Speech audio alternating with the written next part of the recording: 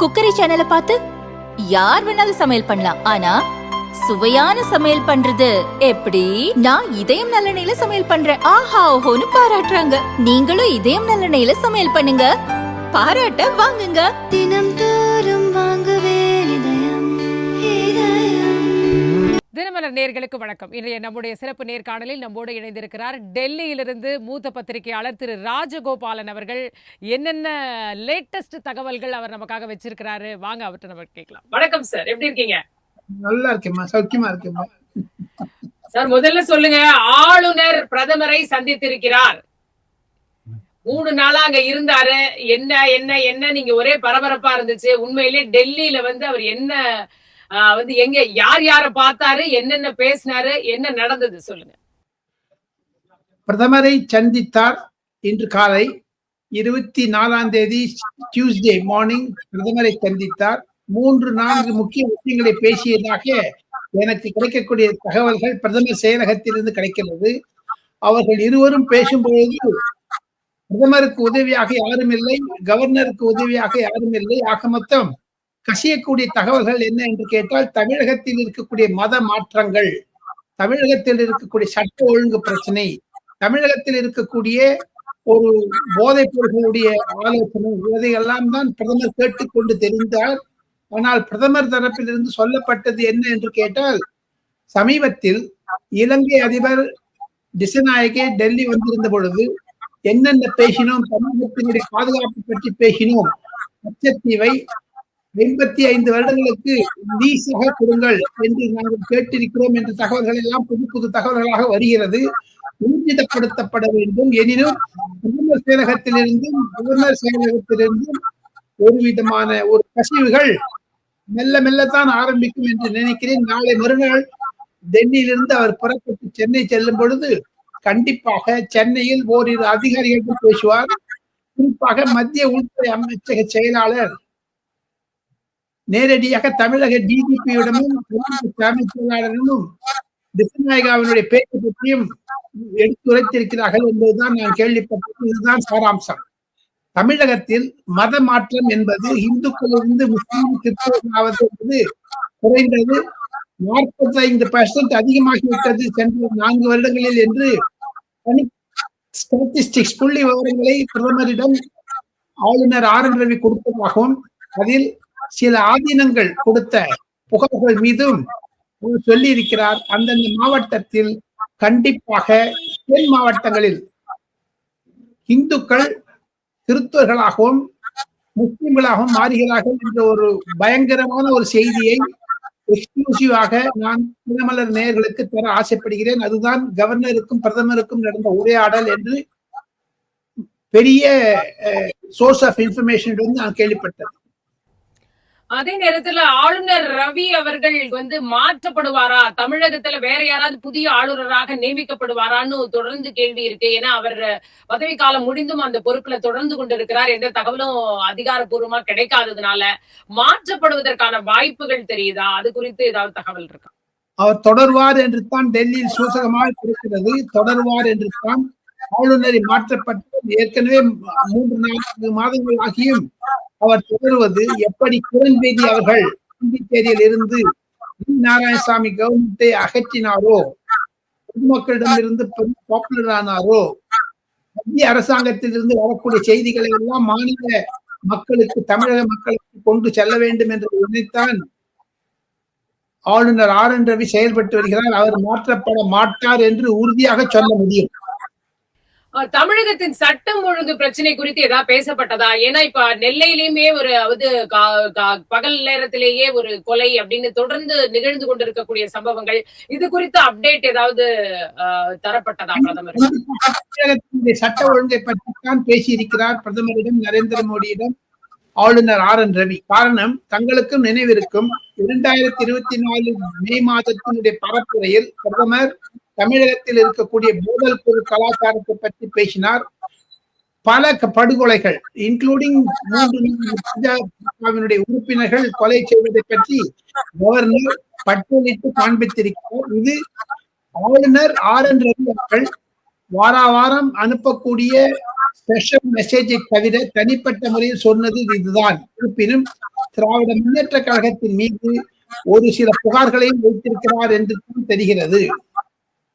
சரி. அண்ணாமலை அவர்களும் டெல்லியில இருந்து திரும்பி வந்திருக்கிறார். என்ன அங்க டெல்லியில என்ன நடந்தது? ஏன்னா இங்க பல விஷயங்கள் பேசப்படுது. அங்க உண்மையிலேயே அங்க அவரும் அமித்ஷா அவர்களுடைய சந்திப்பின் பின்னணி என்ன? அங்க என்ன பேசப்பட்டது சார்? தமிழக திராவிட முன்னேற்ற கழக அரசாங்கத்திடம் மற்றும் காங்கிரஸ் ஐடி செல், இந்த 2 பேருக்குமே வேலை கிடையாது. திருமாவளவனுடைய ஐடி செல் இவர்களுக்கெல்லாம் ஆளுநர் மாற்றப்படுவார், அண்ணாமலை மாற்றப்படுவார். இவங்க உதயநிதியை பத்தி பேச மாட்டாங்க. அவங்க டிஆர் பாலுக்கும் கனிமொழிக்கும் நடந்த பேசுவதையெல்லாம் பேச மாட்டார்கள். ஆனால் ஆளுநர் மாற்றப்படுவது என்ற ஒரு பிம்பத்தை உருவாக்கினால் ஆனால் அது ஏமாந்து விடுகிறார்கள். குறிப்பாக காங்கிரஸ் ஐடி செல் செய்யக்கூடிய ஒரு மாபெரும் துரோகம் தமிழக மக்களுக்கு என்ன என்று கேட்டால், அடுத்த எவ்ரி செகண்ட் பாருங்க, செல்வ பெருந்தகை ஜோதிமணி வச்சு மாற்ற போறாங்கன்னு பேசுறாங்களே, அதுக்கு சொல்ல போறாங்க. அதே போல மாணிக் தாக்கூர் வரப்போது, அதெல்லாம் பேச மாட்டாங்க. அண்ணாமலை கண்டிப்பாக உள்துறை அமைச்சர் அமித்ஷாவை சந்தித்தது உண்மை. தமிழக சட்டமன்றத்தினுடைய 4 எம்எல்ஏக்களுடைய அவர்களுடைய பெர்ஃபார்மன்ஸை பற்றி பேசியிருக்கிறார். தவிர 2026க்கான ஒரு அடித்தளங்களை எல்லாம் மாற்ற இருக்கிறார். ஒருவேளை அதிமுகவுடன் ஒரு கூட்டணி அமைத்தால் எப்படி இந்தி கூட்டணி நரேந்திர மோடிக்கு எதிர்த்து ஒரு தலையாக INDIA இருந்தார்களோ அதே மாதிரி தமிழகத்திலும் எடப்பாடி பழனிசாமி தலைமையில் திமுகவிற்கு எதிர்ப்பு வகுப்பார்கள். ஆனால் கண்டிப்பாக அதற்கு வரவேற்பு இருக்கப்படும். இதற்கான அடித்தளத்தை கடந்த 3-4 மாதங்களாகவே ஜி.கே. வாசன் போன்ற தலைவர்கள் சில அதிமுகவுடைய பிரமுகர்கள் டெல்லியில் செய்து வருகிறார்கள். அதையும் தவிர ஜி.கே. வாசன் அவர்கள் மத்திய உள்துறை அமைச்சர் அமித்ஷாவுடன் JP நட்டாவுடன் பாஜக தலைவருடன் பேசி ஒரு சுமூகமான நிலை உருவாக்கியிருக்கிறார். விஜய் வந்ததற்கு பிறகு தமிழக அரசியலில் ஒரு மாற்றத்தை கொண்டு வர வேண்டும் என்ற ஒரு ஆர்வமும் மத்திய அரசாங்கத்திற்கு வந்துவிட்டது, பாஜகவிற்கு வந்துவிட்டது. இதனிடையே வேறொரு தகவலும் சொல்லியாக வேண்டும். பல கோடிக்கணக்கான ரூபாய்களை செலவழித்த பிறகு கூட வாக்கு வங்கி அதிகமாக இருக்கிறதை தவிர ஒரு எம்பி சீட் கூட வரவில்லையே என்ற வருத்தம் மத்திய பாஜக தலைவரிடம் இருப்பதாகத்தான் நான் அறிகிறேன். அதையும் தெரிவித்திருக்கிறார்கள் அண்ணாமலையிடம். இங்க நடத்தப்பட்ட போராட்டங்கள் குறித்து அவர் கேட்டார். அம்பேத்கர் பத்தி இங்கேயும் எதிர்ப்பு குரல் வந்தது இல்லையா? பிஜேபிக்கு எதிரான குரல்கள் வந்தது, அமித்ஷாவிற்கு எதிரான குரல்கள் வந்தது. அது தொடர்பாக ஏதாவது பேசப்பட்டதா? அது தொடர்பாக பிஜேபி இங்க மாநில பிஜேபியோட ரியாக்ஷன் கரெக்டா தான் இருந்ததா? அது பத்தி எல்லாம் அங்க பேசப்பட்டதா? ஏன்னா அண்ணாமலை அவர்கள் இப்ப தண்டனையில இருந்து வந்த உடனே அவரோட ஆக்டிவிட்டிஸ் கொஞ்சம் சுணக்கமாக இருக்குன்னு நீங்க எல்லாம் சொல்றாங்க. அது பத்தி ஏதாவது பேசப்பட்டதா? ஐடி வருமான வரித்துறை அவர்களுடைய சொந்தக்காரர்கள் வீட்டுல சோதனை பண்றாங்க, அது குறித்து விளக்கம் கேட்கிறாரு அமித்ஷா அப்படின்லாம் சொன்னாங்க. உண்மையில அது பத்தி எல்லாம் ஏதாவது பேசப்பட்டதா? பொய்யான தகவல் இதெல்லாம் திமுக பறக்கக்கூடியது. ஏன் பொன்மடி வீட்டில் ரெய்டு நடக்கவில்லை? பொன்மடியை அதே மாதிரி அனிதா ராதாகிருஷ்ணனை கூடவில்லை, அதையெல்லாம் மறந்து விடுவார்கள். அண்ணாமலை கண்டிப்பாக ஏதாவது இருந்தால் வெளிச்சத்திற்கு வரும். போதாத குறைக்கு எதிர்கட்சிகளை நசுக்க வேண்டும், ஒரு மினி எமர்ஜென்சி மாதிரி தமிழகத்தில் நடக்கிறது என்று மீண்டும் மீண்டும் சொன்ன பிறகு கூட ஏன் திராவிட முன்னேற்ற கழக அரசாங்கம் 2 வருடங்களுக்கு முன்பாகவே 200 சீட்டு தான் எங்களுக்கு இலக்கு என்று சொல்ல வேண்டிய அவசரம் என்னப்பட்டது? காரணம், திமுக பொதுமக்களிலிருந்து வாக்காளர்களிலிருந்து விலகப்பட்டு விட்டதாகத்தான் மத்திய அரசாங்கத்தில் பாஜகவிற்கு மத்திய உளவுத்துறை மூலமாக ஐபி மூலமாக செய்திகள் டெல்லிக்கு வர ஆரம்பித்திருப்பதாக நான் கேள்விப்படுகிறேன். ஷியாமலா தவிர அமித்ஷாவை பற்றி பேசியது ஒரு 2 செகண்ட் தூக்க வச்சு பண்றாங்களே. சீஃப் மினிஸ்டர் சொன்னாரு எனக்கு தூக்கம் வருது இல்லைன்னு, அதை பத்தி யாராவது விவாதிச்சாங்களா? ஏன் தூக்கம் வரல சீஃப் மினிஸ்டருக்கு? சீஃப் மினிஸ்டர் சொல்றாரு மு.க. ஸ்டாலின் பாஜகவிற்கு இடத்தை கொடுத்தால் மடத்தை பிடிப்பார்கள் என்று. ஏன் அந்த கிரி பிடிக்க வேண்டியது?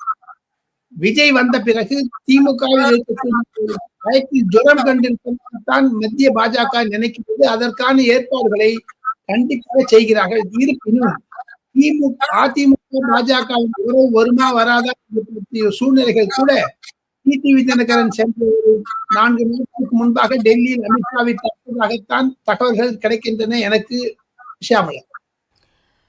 அதிமுக பாஜக கூட்டணி வருவதற்கான ஒரு சூழல் இருக்கு, திரும்பவும் அப்படி வர வாய்ப்பும் இருக்கு, அது பேச்சுக்கள் அடிபடுதுன்னு சொல்றீங்க.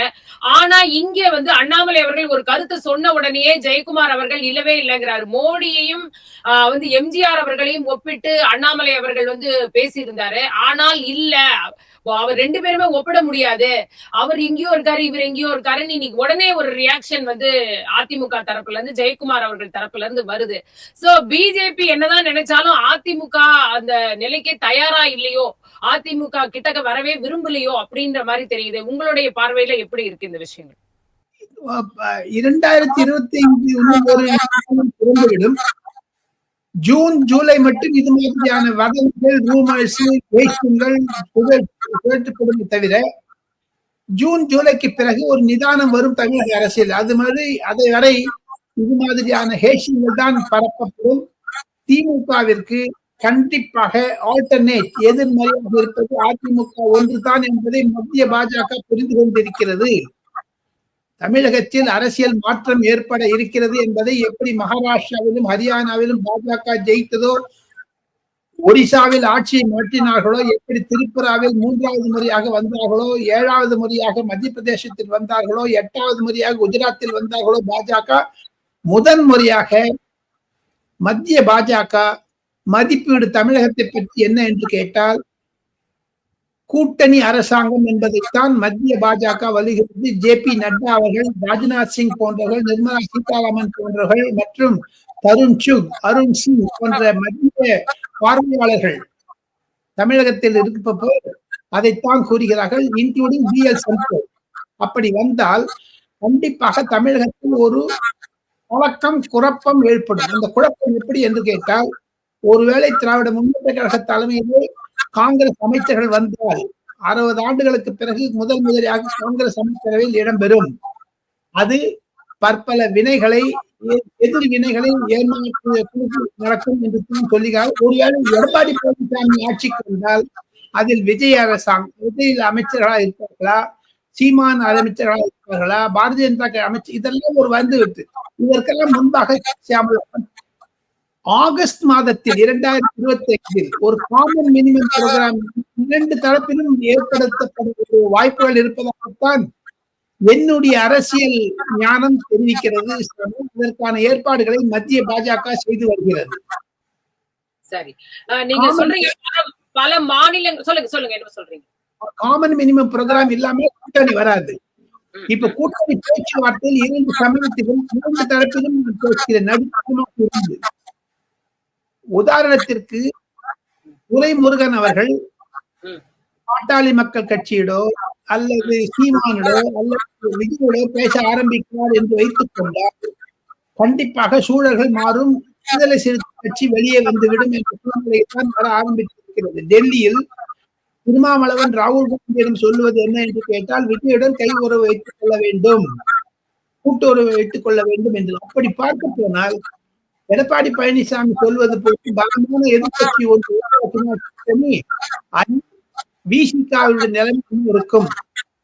காரணம், விசிகா நகர ஆரம்பித்து விட்டது திராவிட முன்னேற்ற கழக ஒரு கொள்கையிலிருந்து. இப்போ உதயநிதி கிட்ட சீட் ஷேரிங் வந்ததுன்னா கம்யூனிஸ்டோ அல்லது காங்கிரஸோ அல்லது விசிகாவோ மு.க. ஸ்டாலின் இருந்த ஒரு அணுகுமுறை, அவரிடம் இருந்த ஒரு அது கராராகிவிடும். உதயநிதி சொல்வதுதான் ஃபைனல் வேர்ட் என்று மு.க. ஸ்டாலின் சொல்லிவிட்டால் கூச்சல் குழப்பம் இருக்கும், எதிர் வினைகள் இருக்கும். ஆகஸ்ட் செப்டம்பர் தான் பெருசாகும் ஷியாமளா. அது மட்டும் இதுலயே சொல்லுங்க. சரி, வந்து நீங்க தேர்தல் வெற்றியை பத்தி சொல்ற அதே நேரத்துல தொடர்ந்து இப்ப ஒரிசாவில இருந்தும் குரல் வந்து விட்டது. தேர்தல் நடைமுறை வந்து எங்களுக்கும் சந்தேகமாக இருக்கிறது. ஏன்னா வாக்கு வந்து பார்த்தாக்கா வித்தியாசம் வருது. சதவிகிதத்திலேயே பெரிய வித்தியாசம் வருகிறதுன்னு இப்ப வந்து அவங்களும் நவீன் பட்நாயக் தரப்புலயிருந்தும் அந்த ஒரு குற்றச்சாட்டு எழுந்திருக்கிறது. அதையும் எப்படி பார்க்கலாம்? ஏன்னா எல்லாரும் இங்க இருக்கிறவங்க எல்லாம் சொல்றது வழக்கமான சொல்றது. இப்ப இது வந்து ஒரு புது குற்றச்சாட்டா ஒரிசாவில இருந்தும் வர்றத நம்ம பார்க்கிறோம். பிஜேபி இத்தனை சீட்ல ஜெயிச்சிருக்காங்க. இந்த எங்களுக்கு வாக்கு சதவீதத்திலேயே சந்தேகமா இருக்கிறது. தேர்தல் நடைமுறையில சந்தேகமா இருக்குன்னு அவங்களும் கேள்வி எழுப்பியிருக்காங்களே. தவறான போக்கு. பிஜு ஜனதா தளம் உடைகிறது. அங்கு இருக்கக்கூடிய சூழ்நிலை பார்த்தால் இருக்கக்கூடிய எம்எல்ஏக்கள் 20-25 எம்எல்ஏக்கள் கூட பாஜக சேர்ந்தாலும் ஆச்சரியப்படுவதற்கு. இருப்பினும் வயநாடு, தமிழகத்தில் நடந்த 40க்கு 40 திமுக வெற்றி பெற்றது. அதில் திமுக என்ன எலக்ட்ரல் ஓட்டிங் மிஷின் இவிஎம் பற்றி சந்தேகப்படுகிறார்களா? வயநாடில் பிரியங்கா காந்தி 4.5 லட்சம் ஓட்டில் வெற்றி பெற்றாரே, அங்கு இவிஎம் கோளாறு. ஒரிசாவில் பற்றி பிஜு ஜனதா சொல்வது நியாயம் இருக்கிறார். அதற்காக ஒரிசாவினுடைய தலைமை தேர்தல் அதிகாரி பதில் சொல்லிவிட்டார் என்று மாலை மத்திய தேர்தல் கமிஷன் சொல்லிவிட்டது. சுப்ரீம் கோர்ட் 24 பேர் போனாங்க. என்னாச்சுங்க? குட்டு விழுந்ததா இல்லையா? பெரிய குட்டு. இப்ப சொன்னாரு அபிஷேக் மனு சிங் போறேன்னாரு தேர்தல் ஆணையத்திற்கு எதிராக. என்னாச்சு? ஹரியானாவில் தோல்விக்கு பேட்டரி வீக்குங்கிறாங்க. என்ன பாருங்க, இதுல பேட்டரி வீக் ஆயிடுச்சுன்னா இந்த மெஷின் வீக் போயிடும். எலக்ட்ரானிக் மெஷின் ஓட்டிங் மெஷின்ல 6 மணி நேரத்துக்கு அதுவே சார்ஜ் பண்ற மாதிரி வச்சிருக்காங்க. எலக்ட்ரானிக் ஓட்டிங் மெஷின் ஆயிடுச்சு. இந்த பின்னணியில் புகார் சொல்றதெல்லாம் அவங்க வந்து சுப்ரீம் கோர்ட் சொல்றாங்க. பிஜு ஜனதா தளம் சுப்ரீம் கோர்ட் போனது பெற்றால் இப்போ ஜார்க்கண்ட்ல வெற்றி பெற்றாங்களே எப்படிங்க? ஹிமாச்சல்ல வெற்றி பெற்ற, தெலுங்கானால வெற்றி பெற்றாங்க. கராப் இல்லையா, இது இல்லையா, இல்லையா? இதெல்லாம் தெரிந்து கொள்ள வேண்டியது. ஆக மொத்தம் ஒரிசாவில் நடக்கிற விஷயத்தில் இன்று தேர்தல் அதிகாரிகள் ஒரிசாவில் சரி டெல்லியில் சரி விளக்கை விட்டார்கள். அதே நேரத்துல தேர்தல் நடைமுறையில் திருத்தங்கள் செய்யப்பட்டதை எதிர்த்து சுப்ரீம் கோர்ட்ல வந்து வழக்கு தொடர்ந்து இருக்கிறதே காங்கிரஸ். அதே மாதிரி இங்கேயும் முதலமைச்சர் வந்து ஒரு பெரிய எதிர்ப்பை தெரிவிச்சிருக்கிறாரு. இது வந்து ஒரு ஜனநாயகத்திற்கே எதிரானது, இந்த மாதிரி சட்ட திருத்தமே செய்திருக்க கூடாது, இது ரொம்ப தவறு அப்படின்ற விஷயங்களை இங்கேயும் சொல்லப்படுது. இதை எப்படி பார்க்கறீங்க? தேர்தல் நடைமுறையில செய்த அந்த சீர்திருத்தங்கள் சரின்னு பாக்குறீங்களா? எப்படி பார்க்கறீங்க இந்த விஷயத்த? நம்மள சட்டத்தை திருத்தலுமா, எலெக்ஷன் கமிஷன் ரூல்ல தமிழகத்தில் சில இடத்துல ஓட்டிங் சரியில்லைன்னு சொல்றாங்க. மாநகராட்சி தேர்தல் நடந்த பொழுது வாக்கு வங்கியோ அல்லது இவிஎம்ஓ செய்த அந்த திமுகவிற்கு முதலமைச்சர் சொல்லுவது அவருக்கு புரிதலை கொண்டுவதற்கான எலெக்ஷன் கமிஷனுடைய அதிகாரிகள் கண்டிப்பாக முதலமைச்சருக்கு விளக்கம் தருவார்கள். அவங்க சொல்றாங்க ஆர்டிபிஷியல் இன்டெலிஜென்ஸ் வச்சு சில சீக்ரெட்ஸ் நாங்க வெளியே சொல்லிட்டோம்னால அதனால இந்தியாவில் ஒரு பதற்றம் ஏற்படும் என்று தான் சுப்ரீம் கோர்ட் ஒப்புக்கொண்டு விடும். கண்டிப்பாக தேர்தல் ஆணையம் தேர்தல் இத்தனை நடக்கலைங்க. இப்ப தடால் இப்போ வயநாட்டுல எப்படிங்க ஜெயிச்சாங்க? பாஜக கமிஷனாங்க அது. ஜார்க்கண்ட்ல எப்படி ஹேமந்த் சோரன் இது வேடிக்கையா இருக்குது. எங்க ஜெயிக்கிறீங்களோ எங்க தோற்றீங்க. சரி, இப்ப இங்கேயே இப்ப அமித்ஷா அவர்கள் தமிழகம் வர போறார் அப்படின்ற ஒரு செய்தி, அவர் வராரா? ஏன்னா அதை எடுத்து கருப்பு கொடி காட்ட போறோம்னு செல்வ பெருந்தகை வர சொல்றாரு. செல்வ பெருந்தகைக்கு மல்லிகார்ஜுன் கர்கேக்கு தான் ஃபர்ஸ்ட் கருப்பு கொடி காமிக்கணும் அவருக்கு. காரணம் என்ன என்று கேட்டால் மேகதாதுவிடம் இருந்து காங்கிரஸ் அரசாங்கத்திற்கு திமுக கொடுத்த என்ன வாக்குறுதி இருக்கிறது அது பற்றி எல்லாம் பேசாமல் கண்டிப்பாக மல்லிகார்ஜுன் கர்கே வந்தாலும் கருப்பு கொடி காண்பிக்க வேண்டும், அமித்ஷா கருப்பு கொடி ரீதி. அதே சமயத்தில் நரேந்திர மோடிக்கு கருப்பு கொடி காமித்த திமுக இப்பயும் வெள்ளக்கொடி காமிக்க சமாதானத்தை நோக்கி போகிறார்கள். இது அமித்ஷா இதை பற்றி ஒன்றும் அடுத்த மாதம் கண்டிப்பாக பொங்கலுக்கு அடுத்த வியாழக்கிழமை வரப்போவதாக நான் கேள்விப்படுகிறேன். 18, 19 சென்னையில் இருக்கிறார். மாபெரும் திருப்பு முனையாக இருக்கும். அப்பொழுது அதிமுக தலைவர்களை சந்தித்தாலும் ஆச்சரியப்படுவதற்கு ஷாம்பு. சரி. அப்படி ஒரு வாய்ப்பு இருக்கு அப்படின்னு வந்து சொல்றீங்க. இன்னொன்னு வந்து ராஜ்யசபா சீட்டு வந்து அபிஷேக் மனு சிங்வியோட இருக்கைக்கு கீழ பணம் வந்து எடுத்தாங்க இல்லையா? ஃபர்தரா அது என்னதான் சார் ஆச்சு? அது ஒரு ஒரு பெரிய ஒரு மிஸ்டரியாவே இருக்கிறத நம்ம பார்க்கிறோம். எந்த சைடுல வந்து இது என்னன்னே புரியலையே! அவர் இல்லவே இல்லங்கிறாரு. ரூ. 500 நோட்டு தான் என்கிட்ட இருக்கவே இருக்குங்கிறாரு. ஒரே ரூ. 500 நோட்டு தான் நான் வச்சிருக்கேங்கிறாரு. அந்த விஷயம் இப்ப எந்த அளவுல இருக்கு? சொல்லுங்க. அந்த பணம் ஒப்படைக்கப்பட்டு விட்டதா? டெல்லி போலீஸ் கிட்ட என்னதான் அதோடைய நிலைமை? ஒண்ணே ஒண்ணுங்க. இது வந்து கிரிமினல் கேஸ் அப்படின்னா சிபிஐ கிட்ட போகணும். அந்த கை ரேகையெல்லாம் பார்ப்பாங்க. அந்த கேஸ் முடிஞ்சு ஒரு 10 நாள் ஆயிடுச்சு. ஆறுன கஞ்சி பழங்கஞ்சி. ஈவன் ஜெகதீப் தங்கர் துணை ஜனாதிபதி தலைவர் ராஜ்யசபா கூட கொஞ்சம் மெத்தனமாகி விட்டாரோ என்று அச்சம் வருகிறது. ஜனநாயக நாட்டில் ஒரு புகார் அவர் தான் சொன்னார். வேற யாரும் சொல்லவே இல்லையே.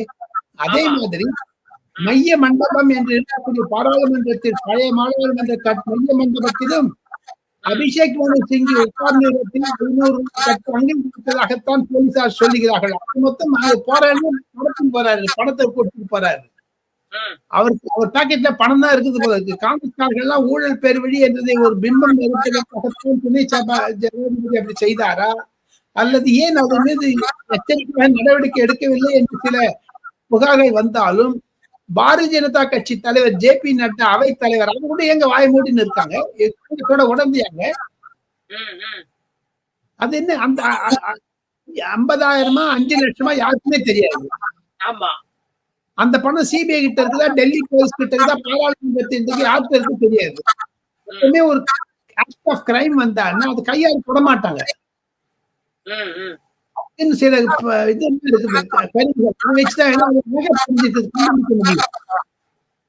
ஆக மொத்தம் இது எதிர்கட்சிகளை பயன்படுத்துவதற்குத்தான் இந்த அமளி பண்ணார்களா அரசாங்கம் என்று கூட சந்தேகப்படக்கூடிய அளவுக்கு வந்துவிட்டது. எது இருப்பினும் அபிஷேக் மகாபெரும் அவர் கையில பணம் தான் இருக்குது. நிறைய பணம் போட்டிருக்காரு. 2 பேரும் அவருக்கு வாங்குவாரு, பிளாக்ல வாங்குவாருன்னு தான் சொல்றாங்க எல்லாருமே. இதில் காங்கிரஸ் எம்பிக்கள், வழக்கறிஞர்கள், சீனியர் வழக்கறிஞர் அபிஷேக் மனு சிங்கை அறிவித்து உட்காரக்கூடிய சில தமிழ் வழக்கறிஞர்கள் கூட குஷியாக இருக்கிறார்கள். அபிஷேக் மனு சிங்கை மாற்றிக்கொண்டு விட்டார் என்று. ஆனால் அவர் தப்பித்தும் விட்டார்.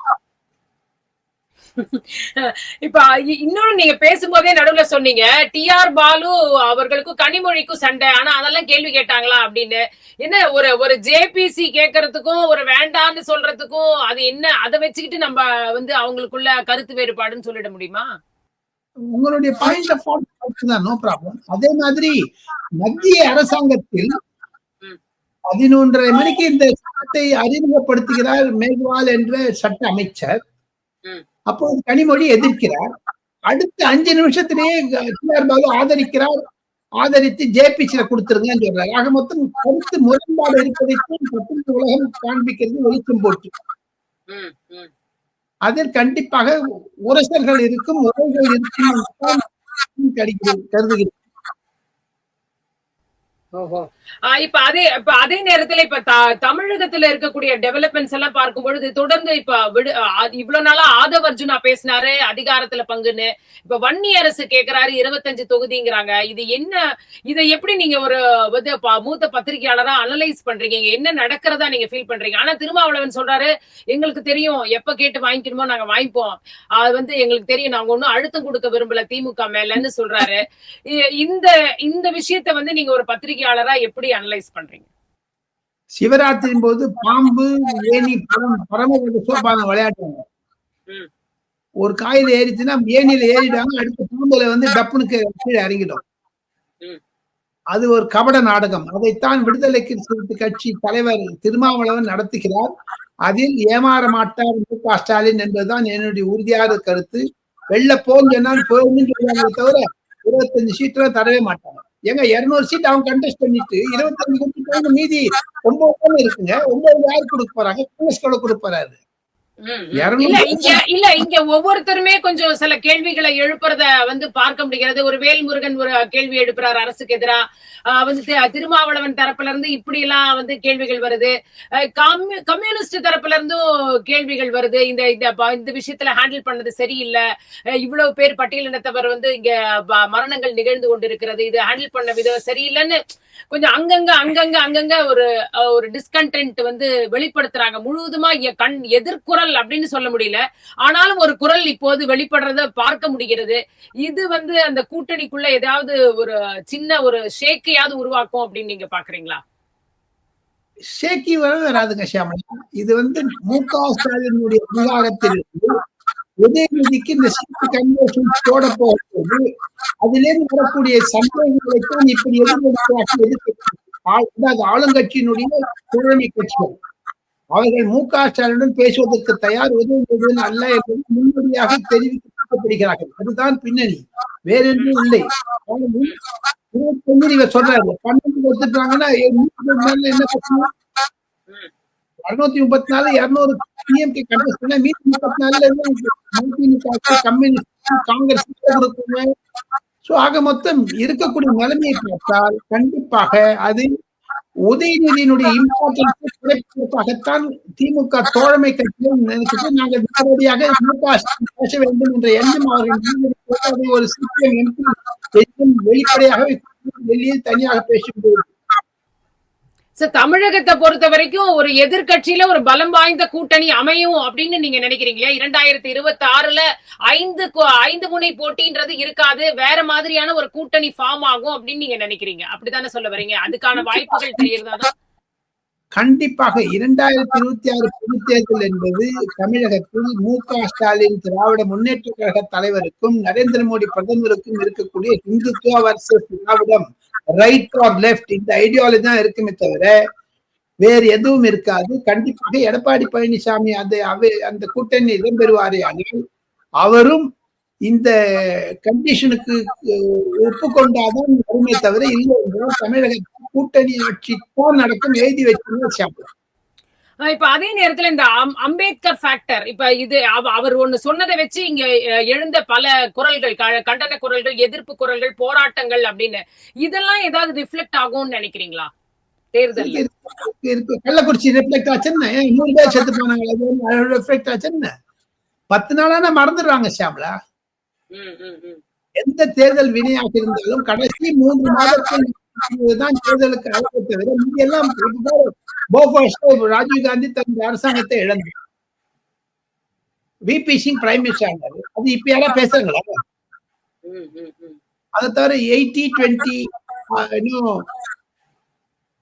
ஹம் ரஹேங்கே, ஏக் ரஹேங்கே, ஜிஎஃப் ரஹேங்கே இதெல்லாம் பேசுது. அதுக்கப்புறம் மறந்து போறது, கள்ளக்குறிச்சி மறந்து போன போறோம்.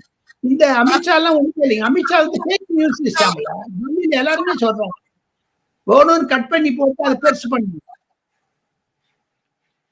இவ்வளவு பேசுறாங்க. ராகுல் காந்திக்கு அடிபட்ட பாஜக எம்பி பிரதாப் சிவரங்கி என்பவர் ஒரிசா சேர்ந்தவர், அவர் தலையில அடிபட்டு ரத்தம் வந்தது, அவர் பார்த்துட்டு பார்க்காத மாதிரி போனாரு, தொலைக்காட்சியில் தாங்கள் கண்டீர்கள். ஆனால் மனித நேயத்தின் கீழாக ராகுல் காந்தி ஏன் அந்த ஆஸ்பத்திரிக்கு அந்த எம்பியை பார்க்க முடியாது? அவர் எதிர்கட்சி தலைவர் தானுங்க, ஷேடோ பிரைம் மினிஸ்டர் தானுங்க. அவர் அது டிராமான்னு தானே அவங்க சித்தரிக்கிறாங்க, அது ஒரு நாடகம் தான், அது ஒண்ணுமே இல்ல, வெறும் தள்ளுமுள்ளு நடந்ததுல அடிபட்டு இருக்குமா, அது கீரல் தான் அப்படின்ற மாதிரியான விஷயங்கள் தானே சொல்றாங்க. போடுறாங்க, ஏன் ஐசியூல வைக்கிறாங்க? ஏன் மல்லிகார்ஜுன் டிராமா பண்ணாரு அப்போ அவர் ஊர்ந்து சேர்ந்துட்டு? ஆக மொத்தம் இது வேற ஏதாவது ஒரு ஜாதிக்காரர்களுக்கு நடந்தால் அதை பெருசுபடுத்தி இருப்பார்கள். பாஜக இருக்கக்கூடிய எம்பிக்கு நடந்ததுன்னா ஒரு பெண் எம்பி, நாகாலாந்து எம்பி பாராளுமன்றத்திலே புகார் சொல்லுகிறார், அதை பத்தி எவ்வளவு பேசுகிறீங்களா? ராகுல் காந்தி முன்னாடி வந்தார், எப்படி சென்னாரெட்டி ஜெயலலிதா முன்னாடி அட்வான்ஸ் பண்ணான்னு சென்னாரெட்டி ஒரு கம்ப்ளைண்ட் கொடுத்தாரோ ஜெயலலிதா, அந்த மாதிரி தான் இந்த மாதிரி ராகுல் காந்தி. இல்ல இப்ப இனிமே வர்ற செஷன்லயும் இந்த பிரச்சனைகள் தான் எதிரொலிக்குமா, இல்ல இதோட இந்த பிரச்சனை முடிஞ்சு போயிடும் அப்படின்னு நினைக்கிறீங்களா? இதை விட மோசமா இருக்கும் வரக்கூடிய. ராகுல் காந்திக்கு மனதில் ஒரு காழ்ப்புணர்ச்சி, நரேந்திர மோடி அந்த இடத்தில் ஒற்றுக்கூடாது பிரதமராக, அவரை எப்படி இருந்தாலும் வேருடன் பிடுங்கி எறிய வேண்டும் என்பதுதான் அவர் காழ்ப்புணர்ச்சி. அவர் எதிர்க்கட்சியாக செயல்படவில்லை, எதிர்க்கட்சியாகத்தான் செயல்படுகிறாரே தவிர அவர் ஒரு நாள் தடாலும் ஷர்ட் போட்டு வர்றாரு, டி ஷர்ட் போட்டு வர்றாரு, ப்ளூ போட்டு வர்றாரு. பிரியங்கா ஒரு மேனக்கு நம்ம பிரியங்கா காந்தியும் கனிமொழியும் போன் பேசிட்டு ப்ளூல கேட்டுருக்காங்க. இதெல்லாம் டிராமா தானுங்க வெளில. என்னுடைய 40 ஆண்டு கால பாராளுமன்ற இந்த மாதிரி டிராமா நான் பார்த்ததே கிடையாதுங்க. ஒரு எதிர்கட்சி தலைவர் அவையில் மரியாதையாக உட்கார்ந்து இருக்க வேண்டும். நான் இத்தனை ஷர்ட் போட்டு எல்லாரும் போட்டுருக்காங்க டெல்லியில், ராகுல் காந்தியை தவிர. அவர் ஒரு டி ஷர்ட்ல வராரு. என்னைக்காவது உடம்புக்கு வந்துச்சுன்னா என்ன பண்றதுங்க? அவங்க தங்கச்சி போட்டுக்க, அவங்க அம்மா போட்டுக்கிறாங்க. அது கம்பளி உள்ள. இவர் இன்னும் பயில் பண்ணிட்டு 55 வயசு இன்னும். இதனால தானே வந்து அதையும் தவிர உரைகள் நேயர்களுக்கு புது தகவல்கள் என்னவென்று கேட்டால், இந்தியா டுடே என்று சொல்லக்கூடிய இந்திய ஒரு விஷயம் நடந்தது. அப்பொழுது பொதுமக்களிடமிருந்து ஒரு கேள்வி கேட்கப்பட்டது. ராகுல் கர்னல் என்று இருக்கக்கூடிய அமித்ஷா இருக்கிறார், ராகுல் காந்தி தமிழ்நாடு சென்று வந்தார் என்று. அது பற்றியான அரசாங்கத்தின் அரசு வெறுப்பு அவர் எதிர்கட்சி தலைவராகிவிட்டாரே என்று அவர் சொன்னார். நாங்கள் அதை பத்தி பேச மாட்டோம், பொதுமக்களுக்கு தெரியும் என்று அமித்ஷா சொன்னார். உடனே பொதுமக்களிடம் ஆடியன்ஸ் இருந்த ஒருத்தரே சொன்னாரு, குடும்பம் நடத்துறாரு, குழந்தை இருக்குதான்னு கேட்டாரு. அமித்ஷா சிரிச்சு கீழே விட்டுட்டு அதை பவன் கேரா காங்கிரஸ் ஸ்போக்ஸ் பர்சனும் அமித் மாலவா என்ற பிஜேபி மோதிந்தாங்க. ஆக மொத்தம் அதை பற்றி எல்லாம் தமிழக ஊடகங்களோ தமிழக விவாதங்களோ நடப்பது எதுக்கு? 48 காலம் போயிட்டு வர ராகுல் காந்தி யார பார்த்தாருங்க? பாராளுமன்றத்தை உட்காரும்போது என்ன கையில் இப்படி வச்சு அதெல்லாம் ஒரு மரியாதை மட்டும் வருது இல்ல. அந்த காலம் போச்சுங்க. நீங்க கேட்ட கேள்விக்கு 2024 லோக்சபா தேர்தல் ஒரு அதிர்ச்சியை கொடுத்தது காங்கிரஸுக்கு. ஹரியானா அதை விட மீண்டும் அதிர்ச்சியை கொடுத்தது. மகாராஷ்டிரா காங்கிரஸை சமாதியில் புதைத்து விட்டது. அதனால வந்த அந்த காழ்ப்புணர்ச்சினால்தான் அடுத்த நாடாளுமன்ற பட்ஜெட் செஷன் நடக்கவே நடக்காது. சார் அப்ப பட்ஜெட் இல்ல நீங்க பட்ஜெட் ஒன்னதான் நம்ம கடைசியா முடிச்சுக்கலாம். இப்ப பட்ஜெட்ல ஏதாவது நமக்கு வந்து ஸ்பெஷல் விஷயங்கள் இருக்கா? நிறைய கலந்து ஆலோசனைகள் நடந்து கொண்டு இருக்கிறது. நம்ம காமன் பீப்புளுக்கு ஏதாவது ஒரு நல்ல விஷயங்கள் இருக்க எதிர்பார்க்கலாமா? ஏன்னா பட்ஜெட் கண்டிப்பா தாக்கல் செய்யப்படும். அதை வந்து யாரும் டிஸ்டர்ப் பண்ண மாட்டாங்கன்னு நம்ம நம்புவோம். சோ அப்படி ஏதாவது விஷயங்கள் இருக்கா? அதோட நம்ம இந்த செஷனை முடிச்சுக்கலாம். இங்க நம்ம ராகுல் காந்தி இருக்கிற மட்டும் எதையுமே நம்ப முடியாது. ஏதாவது ஒண்ணு பண்ணுவாரு. டபால் நட்டு கடாக்கட் தாங்கள் கேட்ட மாதிரி மத்திய நிதிநிலை அறிக்கையில் கண்டிப்பாக நடுத்தர மக்களுக்கு ஒரு வசதியான ஒரு சூழ்நிலைகள் உருவாகும். இன்று கூட பிரதமர் பொருளாதார நிபுணர்களை பார்த்தார், விவசாயிகளை எல்லாம் பார்க்க இருக்கிறார், தொழிலதிபர்களை பார்க்க இருக்கிறார், பற்பல துறைகளை சேர்ந்தவர்களை பார்க்க இருக்கிறார். அதனால கண்டிப்பாக ஒரு சூழ்நிலை உருவாக்கும். காரணம் என்ன என்று கேட்டால், ஷியாமலா, நான் பல பட்ஜெட்டுகள் பார்த்திருக்கிறேன். இந்த 2020 வருடம் என்பது நூதன வருடம். இந்தியாவிலே 2 தேர்தல்கள் தான் நடக்கிறது. ஒன்னு டெல்லி, இன்னொன்று. ஆக மொத்தம் பீகாருக்கு முக்கியத்துவம் தருவது, டெல்லிக்கு முக்கியத்துவம் தருவது என்று வைத்துக் கொண்டு பார்த்தால், இந்த பட்ஜெட் 2025 நிதிநிலை அறிக்கை சனிக்கிழமை பிப்ரவரி 1ஆம் தேதி தாக்கப்படுவது மக்களுக்கு சாதகமாகத்தான் இருக்கும் என்று நான் நம்புகிறேன். மிக்க நன்றி சார். நன்றி. தேங்க்யூ.